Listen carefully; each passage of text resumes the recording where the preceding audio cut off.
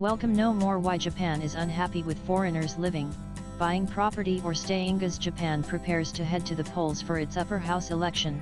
The issue of foreigners, both tourists and residents, has become a political flashpoint as Japanese Prime Minister Shigeru Ishiba's government announced a new task force aimed at managing foreign nationals, citing concerns over crime, misuse of public services and land ownership. The move comes amid growing public frustration, rising nationalist rhetoric from fringe parties and mounting political pressure on the ruling coalition.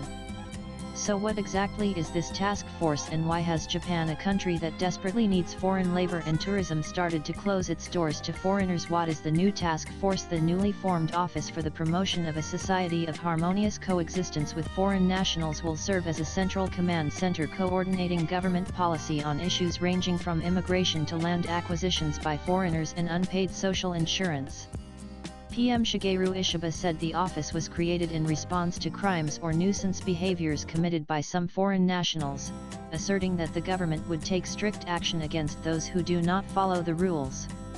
Upcoming policy revisions could include visa bans for tourists and foreign residents with unpaid medical bills as well. Why are Japanese residents frustrated with foreigners? Japan's foreign population has grown in recent years from 2.2 million to 3.8 million in a decade, but still makes up just 3% of the population.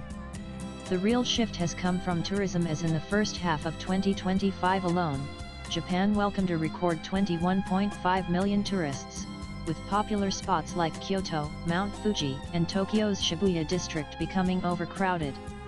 While tourism has boosted the economy, it has also disrupted daily life as residential neighborhoods have been overwhelmed by crowds, leading to complaints over noise, poor etiquette, and general congestion. Moreover, property prices in scenic and desirable areas have risen, prompting concern about foreign investors outpricing locals. Are these fears supported by evidence? Mostly, no. Sociologists and public safety data offer a very different picture, as according to Japan's Ministry of Justice, foreigners accounted for just 5.3% of arrests in 2023, roughly proportional to their share of the population when tourists are included. In fact, crime in Japan has steadily declined over the past 2 decades, owing to which experts say the fear stems more from perception than fact. So why is Japan against tourists now? It may all be just good politics, as Japan enters the final stretch of campaigning, during which nationalist parties like Sanseido have gained traction by pushing Japanese first messaging. The party is projected to win 10 to 15 seats, enough to dent the ruling Liberal Democratic Party (LDP), which already lost its lower house majority last year. Swipe left for next video. Does Japan need foreigner size, and the country's economic future may hinge on it, because Japan's birth rate hit a record low of 1.15 in 2024, and the country has one of the world's fast-aging populations, which implies a sharp decline in the country's workforce in the coming decades. Foreign labor and tourism are increasingly essential to fill the gaps.